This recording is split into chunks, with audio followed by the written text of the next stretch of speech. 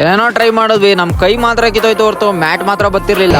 ಇದೆ, ಇಲ್ಲೊಂದು ಸಮಸ್ಯೆ ಖಂಡಿತ ಇದೆ. ನಮಸ್ಕಾರ ಕನ್ನಡಿಗರೇ.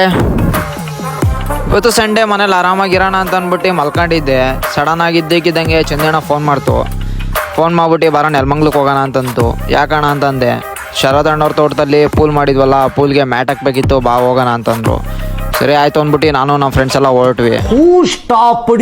ಸೀದಾ ಪೂಲ್ ಹತ್ರ ಕರ್ಕೊಂಡು ಹೋಗ್ದಲ್ಲ, ಇಲ್ಲಿ ಹೋದ ಲೊಕೇಶನ್ ಕರ್ಕೊಂಡು ಸೆಟ್ ಹತ್ರಕ್ಕೆ ಹೋಗ್ತಿದ್ದಂಗೆ ಏನು ಹೇಳ್ದಂಗೆ ಗುದ್ಲಿ, ಆರೆಕೋಲು, ಮಚ್ಚು ಎಲ್ಲ ತಾಂಬಂತು.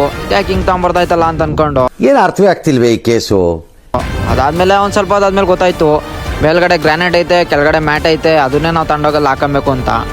ಅದಕ್ಕೆ ನಾನು ನಮ್ಮ ಫ್ರೆಂಡ್ಸ್ ಎಲ್ಲ ಕೆಲಸ ಸ್ಟಾರ್ಟ್ ಮಾಡ್ಕೊಂಡು ಅಲ್ಲಿ ನೋಡಿದ್ರೆ ಗ್ರಾನೈಟ್ ಹೊಡೆಯಕ್ಕೆ ಹೋದ್ರೆ ಮ್ಯಾಟು ಡ್ಯಾಮೇಜ್ ಆಗ್ತಾ ಇತ್ತು.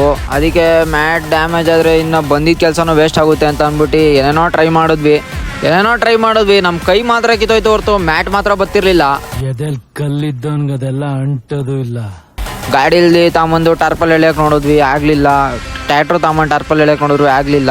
ನಾನು ಹೇಳ್ದೆ ಅಲ್ಲ, ಲೌಡಾನು ಆಗಲ್ಲ ಅಂತ ಅಂದ್ಬಿಟ್ಟು ಒಂದು ಸ್ವಲ್ಪ ಸುಮ್ಮನೆ ಸೈಲೆಂಟಾಗಿ ಕೂತ್ಕೊಂಡು ಯೋಚನೆ ಮಾಡಿದ್ವಿ ಏನು ಮಾಡೋದು ಅಂತ. ಅದಾದಮೇಲೆ ಒಂದು ಸ್ವಲ್ಪ ಆದಮೇಲೆ ಐಡಿಯಾ ಬಂತು, ಕೆಳಗಡೆ ಗ್ರಾನೈಟ್ ತಗೊಳ್ಳೋ ಬದಲು ಪಕ್ಕದಲ್ಲಿರೋ ಸೈಡಲ್ಲಿರೋದನ್ನ, ಅದು ಸ್ವಲ್ಪ ಥಿಕ್ನೆಸ್ ಕಮ್ಮಿ ಇತ್ತು, ಅದರದ್ದೆಲ್ಲ ಬಿಡಿಸ್ಕೊಳ್ಳೋಣ, ಇನ್ನು ಮಿಕ್ಕಿದ್ನ ಕಟ್ ಮಾಡ್ಕೊಳ್ಳೋಣ ಅಂತ ಅಂದ್ಬಿಟ್ಟು ಸೈಡಲ್ಲಿರೋದನ್ನ ಹೊಡೆಯಕ್ಕೆ ಹೋದೋ. ಬಿಸಿಲಲ್ಲಿ ಕಲ್ಲು ಹೊಡೆದು ಸುಸ್ತಾಗಿತ್ತು. ಅದಕ್ಕೆ ನಮ್ಮ ಚಂದಣ್ಣ ಹುಡುಗರೆಲ್ಲ ಸುಸ್ತಾಗೋರಲ್ಲ ಅಂತ ಅಂದ್ಬಿಟ್ಟು ಜ್ಯೂಸು, ಬಾಳೆಹಣ್ಣು, ಫ್ರೂಟ್ಸು ಎಲ್ಲ ತಾಂಬಂತು.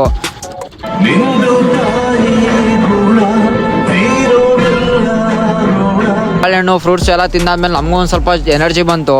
ಅದಾದಮೇಲೆ ನಮ್ಮ ರಾಕಿ ಬಾಯ್ ಮೂವಿ BGM ನೆನೆಸ್ಕೊಂಡು ಕೆಲಸ ಸ್ಟಾರ್ಟ್ ಮಾಡಿದ್ವಿ.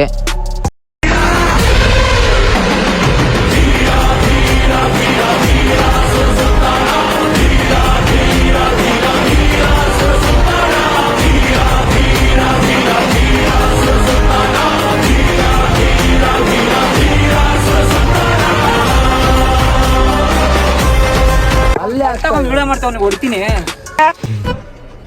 ಇದು ಆಕ್ಚುಲಿ ಚೆನ್ನಾಗಿರೋದು. ವಿಡಿಯೋ ಓಪನ್ ಆಗಿ ಫೈನಲ್ ಆಗಿ ನಾವು ಹೆಂಗೆ ಅನ್ಕೊಂಡು ಹೋಗಿದ್ವು ಅದೇ ಥರನೇ ಟಾರ್ಪಲ್ ಬಂತು. ಅದನ್ನ ನಮ್ಮ ಪುನಿ ಕ್ಲೀನಾಗಿ ಕಟ್ ಮಾಡ್ಬಿಟ್ಟು ಎಲ್ಲ ಮರ್ಚ್ಕೊಂಡು, ಟೈಮ್ ಬೇರೆ ಆಗಿತ್ತು, ಎಲ್ಲ ಟ್ಯಾಕ್ಟ್ರಿಗೆ ಹಾಕೋಣ ಅಂತ ಅಂದ್ಬಿಟ್ಟು ಟ್ಯಾಕ್ಟ್ರಿಗೆ ಹಾಕೊಂಡ್ವಿ. ಅಲ್ಲಿ ನೋಡಿದ್ರೆ ಟ್ಯಾಕ್ಟ್ರಿನೇ ಸ್ಟಾರ್ಟ್ ಆಗಲಿಲ್ಲ.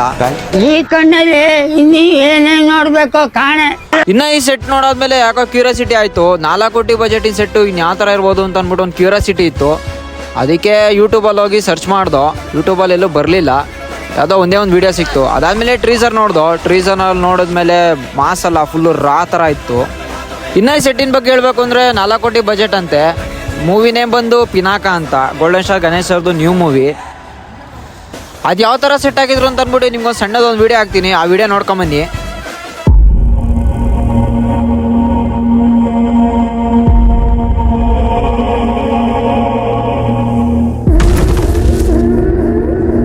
ಇದು ಕಾಲಗರ್ಭದ ಕೂಗು.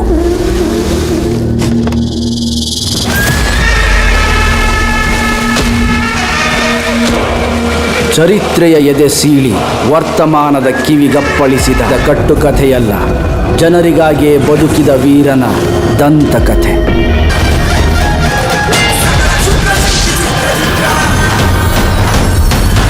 ಯಾಕಂದ್ರೆ ನಮ್ಮ ಟೈಮ್ ಸರಿಗಿಲ್ಲ ಅನ್ಸುತ್ತೆ, ಅದಕ್ಕೆ ಟ್ಯಾಕ್ಟ್ರಿನೂ ಕೈ ಕೊಟ್ಟಿತ್ತು. ಟ್ಯಾಕ್ಟ್ರಿನ ತಿಳ್ಕೊಂಡು ಹೆಂಗ ಸ್ಟಾರ್ಟ್ ಆಯ್ತು, ಟಾರ್ಪಲೆಲ್ಲ ಹಾಕೊಂಡು ಹೊಲ್ಟು. ಏನನ್ನು ಸಾಧಿಸಿರೋ ಸಂತೋಷ. ಅಷ್ಟೇ ಫ್ರೆಂಡ್ಸ್, ಇನ್ನು ನೆಕ್ಸ್ಟ್ ವಿಡಿಯೋದಲ್ಲಿ ಸಿಗ್ತೀನಿ. ಅಲ್ಲಿವರೆಗೂ ಟೇಕ್ ಕೇರ್ ಅಂತ ಹೇಳ್ತಾ ಈ ವಿಡಿಯೋನ ಇಲ್ಲೇ ಎಂಡ್ ಮಾಡ್ತಾ ಇದ್ದೀನಿ. ಈ ವಿಡಿಯೋ ಎಷ್ಟಾಗಿರೋ ಲೈಕ್ ಮಾಡಿ, ಶೇರ್ ಮಾಡಿ, ಕಮೆಂಟ್ ಮಾಡಿ, ಸಪೋರ್ಟ್ ಮಾಡಿ. ಈ ವಿಡಿಯೋ ನೋಡ್ತಾರೆ ಎಲ್ಲ ನನ್ನ ಕನ್ನಡಿಗರಿಗೂ ಧನ್ಯವಾದಗಳು.